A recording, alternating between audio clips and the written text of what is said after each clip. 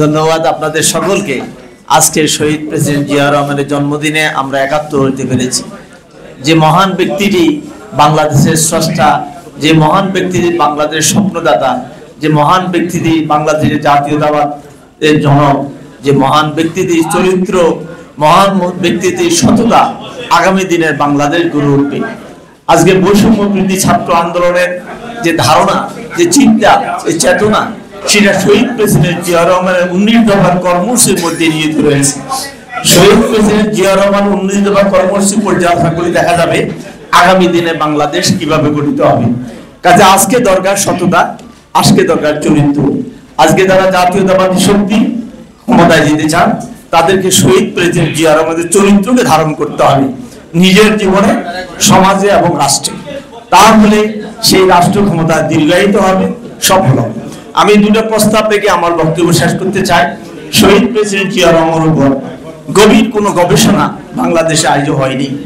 আমি অনুরোধ করব আগামী দিনে শহীদ প্রেসিডেন্ট জিয়া রহমানের উপর গবেষণামূলক মৌলিক গ্রন্থ রচনা করার জন্য বাংলা একাডেমিকে আহ্বান জানাবো। বাংলা একাডেমি তার একটা প্রজেক্ট গ্রহণ করে শহীদ প্রেসিডেন্ট জিয়া রহমানের একটি মূল্যবান গ্রন্থ জাতির কাছে উপহার দেবেন, যে গ্রন্থটি পড়ে আগামী দিনের প্রজন্ম দেশ পরিচালনা উৎসাহিত হবে। দ্বিতীয় আরেকটি গ্রন্থ পড়ার জন্য আমি শিল্পকলা একাডেমিকে অনুরোধ করব। শিল্প সাহিত্যের ক্ষেত্রে জিয়া রহমানের যে অবদান, তাদের দায়িত্ব শহীদ প্রেসিডেন্ট জিয়া রহমানের মৌলিক গ্রন্থ বের করা। আরেকটি অনুরোধ করব শিশু একাডেমিকে। শিশু একাডেমির স্রষ্টা শহীদ প্রেসিডেন্ট জিয়া রহমান। জিয়া রহমানকে নিয়ে শিশুদের যে কর্মকাণ্ড, দেশের যে কর্মকাণ্ড, তা তুলে ধরার জন্য মৌলিক গ্রন্থ প্রয়োজন। তাই এই তিনটি প্রতিষ্ঠানের প্রতি আমার আহ্বান থাকবে, তিনটি প্রকল্প গ্রহণের মাধ্যমে শহীদ জিয়াকে জাতির সামনে তুলে ধরা, আগামী প্রজন্মকে অনুকরণ করে তুলে দেওয়ার জন্য। আপনাদের সকলকে ধন্যবাদ জানাই, আজকের এই প্রধান অতিথিকে ধন্যবাদ জানাই, বিশেষ অতিথিবৃন্দকে ধন্যবাদ জানাই আজকের এই সভায় আসার জন্য, এবং শহীদ জিয়ার আত্মার মাগফিরাত কামনা করি। মুক্তিচিন্তার যিনি প্রতিষ্ঠানের প্রধান, উপস্থিত সুধীমণ্ডলী, আসসালামু আলাইকুম। জিয়া রহমান সাহেব উনি শুধুমাত্র একজন রাষ্ট্রপ্রধান ছিলেন, ওনার বিষয়টা আমাদের একটু গভীরে বোঝা দরকার। জিয়া রহমান সাহেব একজন রাষ্ট্রপ্রধান ছিলেন, সরকার প্রধান ছিলেন। জিয়া রহমান সাহেব একজন রাজনীতিবিদ ছিলেন। জিয়া রহমান সাহেব একজন আর্মি জেনারেল ছিলেন, মিলিটারি জেনারেল ছিলেন, যিনি সম্মুখ যুদ্ধ করে দেশের স্বাধীনতা ঘোষণা করেছেন এবং স্বাধীনতা যুদ্ধের সম্মুখভাবে যুদ্ধ করেছেন। জিয়া রহমান সাহেব একজন সংস্কারক ছিলেন। হি ওয়াজ এ গ্রেট রিফর্মার। আপনি যদি চিন্তা করেন এই সময়ের মধ্যে উনি কত রিফর্ম করেছেন। He was a reformer, he was statesman. আপনি কিন্তু এই গুণাবলী বিশ্বের খুব কম দেশের কম নেতাদের আছে। ফ্রিডম ফাইটার, মুক্তিযুদ্ধের ঘোষণা, রিফর্মার, স্টেটসম্যান, সবকিছু এই মানুষটার মধ্যে ছিল। বিশ্বের আপনি হাতে করে, আমি জর্জ ওয়াশিংটন একদম দেখি যে জর্জ ওয়াশিংটন উনিও মুক্তিযুদ্ধ করেছেন, আমেরিকাকে স্বাধীন করেছেন, আমেরিকাতে সংস্কার করেছেন। আজকের আমেরিকার অন্যতম একটা ফাউন্ডার যে চিন্তাবিদ, সেটা হচ্ছে জর্জ ওয়াশিংটন। জিয়া রহমান সাহেবকে আমরা সেইভাবে তুলনা করতে গেলে বিশ্বের খুব বেশি নেতা নাই যার মধ্যে সবগুলো গুণাবলী ছিল। আমি মনে করি আজকে যেটা সবচেয়ে বেশি প্রয়োজন, যে জিয়া রহমান সাহেবের যে দেশ গঠন, আধুনিক বাংলাদেশ গঠন এবং বাংলাদেশকে স্বাধীন সার্বভৌম দেশ করার জন্য ওনার যে বাংলাদেশি জাতীয়তাবাদের মাধ্যমে পুরো জাতিকে উনি সেদিন এনার্জি ক্রিয়েট করতে পেরেছিল, পুরো জাতিকে উনি সম্পৃক্ত করতে পেরেছিল। একটা গর্বিত জাতি হিসাবে একটি স্বাধীন রাষ্ট্র, যেখানে গর্বের মাধ্যমে আপনি একটা রাজনীতি পরিচালনা করতে পেরেছেন, বিশ্বের সামনে দাঁড়াতে পেরেছেন। তা আমি মনে করি আমাদের জিয়া রহমান সাহেবের কাজগুলো অব্যাহত রাখতে হবে। তার দর্শন, তার ভাবনা, তার চিন্তা আমাদেরকে ধারণ করতে হবে। সেটা ধারণ করে বিএনপির রাজনীতি, এখনো কিন্তু বিএনপির রাজনীতিতে বাংলাদেশের মানুষের সমর্থনের মূল কারণ হচ্ছে উনি যে ফাউন্ডেশনাল ভ্যালু যে দিয়ে গেছেন, মূল্যবোধ দিয়ে গেছেন, সেই মূল্যবোধ আমাদেরকে রাখতে হবে। আমাদেরকে মিউচুয়াল রেসপেক্ট রাখতে হবে। আরেকজনের ভিউর সাথে মুক্ত চিন্তার কথা বলবো, কিন্তু আরেকজনের ভিউকে আমি রেসপেক্ট করবো না, সেটা তো হতে পারে। আমি দ্বিমত পোষণ করতে পারবো, but I have to respect their views. দ্বিমত থাকবে, আমাদের এই কালচারগুলো ডেভেলপ করতে হবে আগামী দিনে। এবং জিয়া রহমান সাহেব কিন্তু কারো বিরুদ্ধে খোলাখুলি আপনি দেখবেন, কোনো সময় সরাসরি কারো বিরুদ্ধে কিন্তু ওনার বক্তব্য ফলো করেন। উনি কি করতে চান সেই কাজগুলো করেছেন, বিএনপি সেটা বলেছেন, কিন্তু কারোর সাথে বিদ্বেষপূর্ণ ওনার কিন্তু কোনো বক্তব্য আপনারা পাবেন না। প্রথম বাংলাদেশ আমার শেষ বাংলাদেশ, জীবন বাংলাদেশ আমার মরণ বাংলাদেশ, বাংলাদেশ বাংলাদেশ বাংলাদেশ। বাংলাদেশের কোটি কোটি মানুষের কণ্ঠে ধ্বনিত প্রতিধ্বনিত সঙ্গীত। এটি শহীদ জিয়ার প্রিয় সঙ্গীত। বাংলাদেশ জাতীয়তাবাদী দল বিএনপি এর দলীয় সঙ্গীত হিসেবে এটি গৃহীত। কোনো অনুষ্ঠানের সঙ্গীতটি যখন বেজে উঠত, তখন জিয়াউর রহমান নিজেই কণ্ঠ মেলাতেন এর শব্দে শব্দে, কলিতে কলিতে। এই সঙ্গীতটি শুধুই সঙ্গীত নয়, এটি হয়ে উঠেছিল শহীদ জিয়ার জীবন সঙ্গীত। বাংলাদেশ জাতি রাষ্ট্রের বিগত অর্ধ শতাব্দীর ইতিহাসে এমন কোন রাষ্ট্রনায়কের সন্ধান পাওয়া যাবে না যিনি তার সময়, শ্রম, মন, মনন তথা জীবন দিয়ে বাংলাদেশকে ভালোবেসেছেন। তার সততা ও দেশপ্রেম বন্দনার ভাষা নয়, বরং তার জীবনের পলে পলে প্রতিষ্ঠিত সত্য। সততা যদি উৎকৃষ্ট প্রাপ্ত হয়, তিনি তার জীবন ও কর্মের মাধ্যমে তা প্রমাণিত করেছেন। দেশপ্রেম যদি দেশের জন্য জীবন উৎসর্গ করা হয়, জীবন দিয়ে যদি তিনি তার সাক্ষ্য রেখেছেন। দেশপ্রেমের আরো অর্থ যদি হয় জাতীয় রাষ্ট্র নির্মাণ, অর্থাৎ দেশপ্রেম বলতে আমরা কি বুঝি? দেশের জন্য জীবন দেওয়া, দেশকে স্বাধীন করার জন্য জীবন দেওয়া। সেটা তিনি যেমন দিয়েছেন, তেমনিভাবে দেশকে গড়ার জন্য পরবর্তীকালে তিনি যখন দায়িত্বে অধিষ্ঠিত হয়েছেন, জীবনের প্রতিটি সময়, শ্রম সবকিছু ঢেলে দিয়ে তিনি দেশকে গড়া। বাংলাদেশের ইতিহাসে জাতীয় সংকট উত্তরণে জনগণের অগ্রগতি ও সমৃদ্ধির জন্য জিয়াউর রহমানের অবদান চির অম্লান, চির আভাসা, চিরস্মরণীয়। ভারতের প্রয়াত সাবেক রাষ্ট্রপতি নীলম সঞ্জীবনীর ভাষায়, your position is already assured in the annals of the history of your country as a brave fighter who was the first to declare the independence of Bangladesh. Since you took over the reins of the government in your country, you have earned wide respect both in Bangladesh and abroad, in a leader truly dedicated to the progress of your country and well-being of the people. আমি কনক্লুশনে আসি। বাংলাদেশ জাতির এক সংকট সংধিক্ষণে আমরা জিয়াউর রহমানের 89তম জন্মবার্ষিকী পালন করতে যাচ্ছি। আজকের বাংলাদেশের সবচেয়ে বেশি প্রয়োজন রাষ্ট্রনায়ক জিয়াউর রহমানের প্রয়োজন তার সঠিক দিক নির্দেশনা, দেশপ্রেমের, তার প্রতি শ্রদ্ধা নিবেদনের প্রকৃষ্ট পন্থা হলো তিনি যেভাবে এবং যে প্রক্রিয়ায় স্বল্প সময় বাংলাদেশ নামক রাষ্ট্রের চেহারা পাল্টে দিতে সক্ষম হয়েছিলেন, সেসব গুণাবলীর অনুশীলন এবং তার সততা ও দেশপ্রেমের আদর্শকে রাজনীতির কেন্দ্রবিন্দুতে স্থাপন। অবশেষে আমাদের আবেগ আপ্লুত উপলব্ধি, এটা বহুল উচ্চারিত একটি Shakespearean quotation, Zia, thou shouldest be living at this hour, Bangladesh hath need of thee. Zia, তুমি এখনই আমাদের কাছে বহু প্রয়োজন ছিল, এখনই এই সময় তার জন্য বেশি বহু প্রচার ছিল, তাহার আকাঙ্ক্ষিত নেতৃত্ব এখনই জন্য দরকার ছিল। প্রেসিডেন্ট জিয়াউর রহমান, যাকে আমরা এক কথায় বলতে পারি সৎ, সততা, গণতন্ত্রের পুনরুদ্ধার, রাষ্ট্রের পুনর্বিন্যাস এবং একটা উন্নত মর্যাদাশীল রাষ্ট্র হিসাবে বিশ্বের কাছে বাংলাদেশকে অতি অল্প সময়ে প্রতিষ্ঠিত করেছিলেন। যিনি জনগণের কাছে চলে যেতেন। রাজনীতি হবে জনগণের রাজনীতি, রাজনীতি হবে গ্রাম বাংলার রাজনীতি, রাজনীতি হবে নারী, শিশু, বৃদ্ধ সকলের রাজনীতি। এভাবেই বাংলাদেশকে তিনি দেখেছেন। রাজনীতি হবে সৎ এবং দেশপ্রেম দিয়ে।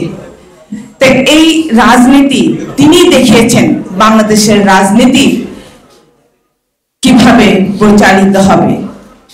দ্বিতীয় আমি যাব আমাদের আপোষহীন এবং গণতন্ত্রের জননী, যিনি বলেছিলেন যে আমি বাংলাদেশে জন্মেছি, বাংলাদেশেই আমি মরব, বাংলাদেশের মানচিত্রই হবে আমার ঠিকানা। যুব সমাজকে কি দেবেন বলে তিনি বলেছিলেন। এই যে আজকে যুব মন্ত্রণালয় যে নামে যেটি আছে ওটা ওনারই তৈরি করা, শিশু একাডেমি তিনি করা। আমি একবার তার মুখোমুখি হয়েছিলাম 1976 সনে শেষ দিকে, যখন প্রথম আমরা একটা কিশোরদের পত্রিকা বের করেছিলাম। বেসিক্যালি এটা ছিল তারই উদ্ভাবন। দৈনিক ভবন থেকে বেরোবো বলে এটার নাম তিনি রেখেছিলেন কিশোর বাংলা, এবং প্রথম কপি নিয়ে আমি এবং সানাউল্লাহ নুরি আমার সম্পাদক আমরা গিয়েছিলাম তার বাসায়। তো তিনি দেখে খুব খুশি হয়েছিলেন, এবং আজও আপনারা যদি ভাবেন যে তার সেই লালনকে, সেই দৃষ্টিভঙ্গিকে, সেই উদ্ভাবনীকে আমরা ধারণ করে এগোতে পারিনি। আজও এই দেশে কোনো কিশোরদের উপযোগী কোনো সংবাদপত্র নেই। আজও কিশোরদের তাদের ভীষণ, তাদের দৃষ্টিভঙ্গি, তাদের কথা, তাদের কথাগুলোকে বলার মতো কোনো কাগজ পত্রিকা নেই, কোনো ইলেকট্রনিক্স মিডিয়া নেই। ওনার ছোট ভাই ছিলেন কামাল, ওনার নাম ছিলেন কামাল সাহেব, এবং ওনার শ্যালক ছিলেন সাইদ ইস্কান্দার সাহেব। তো ওনারা ছোট একটা অফিস নিয়ে ব্যবসা করতেন। ওনারা দুইজন বিয়ে ছিলেন, কামাল সাহেব এবং সাইদ ইস্কান্দার সাহেব। একজন জিয়া রহমান সাহেবের ছোট ভাই, আরেকজন হইল বেগম খালেদা জিয়ার ছোট ভাই। তো 16 তলায় ওনারা একটা অফিস করতেন। আমি ওখানে কিন্তু প্রায়ই যেতাম, কারণ কামাল সাহেবের সাথে আমার ব্যক্তিগত খুবই ভালো সম্পর্ক ছিল। তো ওনারা লিফটে আসা যাওয়া করতেন। কামাল সাহেব জানতেন না যে এনারা জিয়া রহমানের ভাই। জিয়া রহমান তখন ডিসিএমএলএ থেকে সিএমএলএ হয়েছেন। সিএমএলএ হওয়ার সাথে সাথে উনি এই কামাল সাহেব, অর্থাৎ ওনার আপন ছোট ভাই এবং ওনার শ্যালক সাইদ ইস্কান্দার ওনার বাসায় থাকতেন ডিসিএমএলএ থাকা অবস্থায়। উনি যখন সিএমএলএ হলেন, উনি ওনাদের দুজনকে বাসা থেকে বের করে দিয়েছেন। বের করে দিয়েছেন এই জন্য যে এরা এখন আমাকে বিক্রি করবে। অর্থাৎ উনি কোন স্বজন প্রীতি উনি পছন্দ করতেন না। খেয়েছিলেন আলোক বর্তিকা হয়ে। এবং দেখেন বাংলাদেশের জাতীয়তাবাদের কথা যদি বলেন, তিনি কিন্তু দেখেন একটা ভূখণ্ডের ভিত্তিতে একটা স্বাধীন বাংলাদেশের যে সার্বভৌমত্বটা আমাদের পরিচিতি এনে দেয়, সেই বাংলাদেশি জাতীয়তাবাদে তিনি বিশ্বাস ছিলেন। তিনি বিশ্বাস করতেন যে এই দেশে, এই স্বাধীন বাংলাদেশে প্রায় 50টি জনগোষ্ঠী বসবাস করে এবং প্রায় 47টির মতো ভাষা আছে। কাজে কাজকে অবজ্ঞা করা যাবে না। অর্থাৎ তিনি কতটা গণতন্ত্রকামী ছিলেন, এই যে জাতীয়তাবাদী যে চিন্তাধারা, সেখান থেকে কিন্তু আমরা বুঝতে পারি। তারপর দেখেন যে তিনি গ্রাম কেন্দ্রিক উন্নয়ন চেয়েছিলেন, এবং তিনি কি বলেছেন যে গ্রাম যদি উন্নতি ঘটে গ্রামে, তাহলে বাংলাদেশ এগিয়ে যাবে। এই বিশ্বাসে তিনি বিশ্বাসী ছিলেন। 72 থেকে 75 যে অন্ধকার যুগ ছিল, যে কালো অধ্যায় ছিল, তারা এটাকে লুকিয়ে রাখার জন্য মিথ্যা ইতিহাস তারা সৃষ্টি করেছিল, কিন্তু সেটাকে পারে তারা ইমপ্লিমেন্ট করতে। জনগণ ইতিহাস তারা ভালোভাবে রপ্ত করেছে, ইতিহাসটা ভালো করে জানে সবাই। আমি বলছি না শহীদ প্রেসিডেন্ট জিয়া রহমান ফেরেশতা ছিলেন, কিন্তু উনি সজ্ঞানে কোন অন্যায় করেছেন এটি অন্তত পক্ষে আমি দেখিনি এবং আমি বিশ্বাসও করি না। কাজে যারা শহীদ প্রেসিডেন্ট জিয়া রহমানকে এতটুকু ছোট করতে চায়, তাদের জন্য হুঁশিয়ারি উচ্চারণ করে বলছি, এই বাংলাদেশের মানুষ আপনাদেরকে কোনোদিনও কোনো আশ্রয় প্রশ্রয় দিবে না শহীদ প্রেসিডেন্ট জিয়া রহমানকে যদি এক বিন্দু পরিমাণ খাটো করা হয়।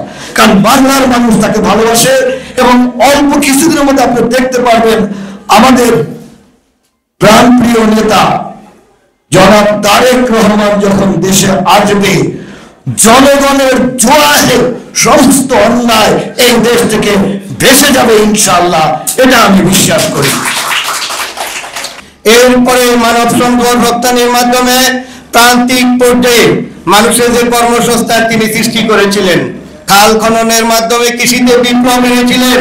যেখানে ৭৪-এর মহান্তর দুর্ভিক্ষে মানুষ মারা যেত, সেই জনপথে উনি খাদ্যপণ্য রপ্তানি করেছেন। ৭৪-এ যেখানে বাসন্তীরা জাল করে রাস্তায় বেরোতে পারত না, অন্ধকার গুহায় থাকতেন, সেইখানে শহীদ প্রেসিডেন্ট জিয়া রহমান বস্ত্র রপ্তানি শুরু করেন। এই ক্ষুধার জনপদ থেকে নিরন্ন বস্ত্রহীনতার এই জনপথে ওই বস্ত্র রপ্তানি দৃষ্টান্ত স্থাপন করেছিলেন। নিপীড়ন সেই ৭৫-এর পট পরিবর্তনের পরে এই দেশটাকে সঠিক পথে নিয়ে আসা এবং সৎ দেশপ্রেমিক মানুষদেরকে রাজনীতিতে অন্তর্ভুক্ত করা এবং ইনক্লুসিভের জায়গায় ইনক্লুসিভ করা, যাতে সৎ মানুষরা রাজনীতিতে আসতে পারে। নিজে যেমন সৎ ছিলেন আপাতমস্তক, তার কার্যক্রম, তার পরিষদ, তার সদস্য প্রত্যেকেই ছিলেন সৎ, নিষ্ঠাবান। আজকে জাতীয় প্রেস ক্লাবে যে বক্তব্য রাখতেছে, এই প্রেস ক্লাব শহীদ প্রেসিডেন্ট জিয়ার হাতে গড়া। আসুন, ইঞ্জিনিয়ারিং ইনস্টিটিউট শহীদ প্রেসিডেন্ট জিয়া রহমানের হাতে গড়া। ডক্টরদের জন্য বিএন ভবন শহীদ প্রেসিডেন্ট জিয়া রহমানের হাতে গড়া। না, আমাদের নার্সিং কর্মকর্তাদের জন্য উচ্চ শিক্ষার জন্য সেবা মহাবিদ্যালয় যে করেছিলেন, ওইটাও শহীদ প্রেসিডেন্ট জিয়া রহমানের হাতে গড়া। অর্থাৎ ওনার সম্পর্কে বলতে গেলে অনেক কিছু বলে শেষ করা যাবে না। এই বাংলাদেশের জনগণ শহীদ প্রেসিডেন্ট জিয়া ছাড়া কিছু বুঝে না, এবং মানুষের অন্তরে অন্তরে গ্রামে গঞ্জে শহীদ প্রেসিডেন্ট জিয়া রহমান যেভাবে খাল খননের প্রস্তুতি নিয়ে অন্তরে ঢুকে গেছে, এখনো এই শহীদ প্রেসিডেন্ট জিয়া রহমানকে ভুলতে পারবে না। এদেশের প্রতিটি মানুষের কাছেই শহীদ জিয়া পরিচিত। শহীদ জিয়া আজকে একজন উজ্জ্বল নক্ষত্র, কিন্তু বাংলাদেশের ইতিহাসে তার আবির্ভাব ঘটেছিল হঠাৎ করে।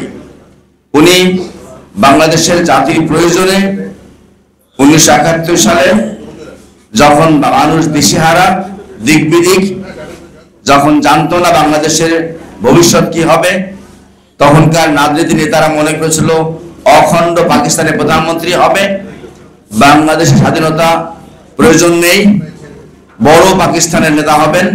সেই জন্য তারা পাকিস্তানের সাথে আঘাত করে তারা নিজেরাই আত্মসমর্পণ বলেন আর গ্রেপ্তার বলেন, সেটা হয়েছিলেন। সেই তখন দাসী যখন দিশেহারা, সেই সময় শহীদ প্রেসিডেন্ট জিয়া রহমান মেজর জিয়া নামে খ্যাত, সেই মেজর জিয়া অনেকে অখ্যাত বলেন, উনি স্বাধীনতা ঘোষণা দিয়েছিলেন। জাতির ক্রান্তিকালে তার আবির্ভাব ঘটেছিল। উনি যদি স্বাধীনতা ঘোষণা না করতেন, তাহলে বাংলাদেশের নামক দেশটি পৃথিবীর মানুষদের স্থান পেত না। কদিন আগে রংপুরে তিস্তা ব্যারেজ দেখতে গিয়েছিলাম। সেখানে শহীদ জিয়া বৃত্তি স্থাপন করেন, ইরিগেশন কিভাবে করা যায়, পানি কি করে এখানে নিয়ে আসা যায়, ফসল ফলানো যায়, সেটা আমরা দেখে এসেছিলাম। তারপরে এরশাদ সাহেব ওখানে করেছেন, কিন্তু চিন্তা চেতনা ভাবনা সবই শহীদ জিয়ার। বাংলাদেশের যা কিছু সুন্দর, যা কিছু সফল, সব শহীদ জিয়া। জাতীয়তাবাদ, বাংলাদেশ জাতীয়তাবাদ। এবং এটা যদি না হতো, আজকে এই দেশে আমরা বিভিন্ন জাতিগোষ্ঠীতে বিভক্ত থাকতাম। আমরা কিন্তু একটা পরিচয় পরিচিত বাংলাদেশি, যেখানে চাকমারাও বলছে বাংলাদেশি, মারমা বাংলাদেশি, ত্রিপুরা বাংলাদেশি, আমি বাংলাদেশি বলছি। তো এখানে জাতিগোষ্ঠীকে একটা পরিচয় পরিচিত করা, এই জাতীয়তাবাদ মানেই দেশপ্রেম।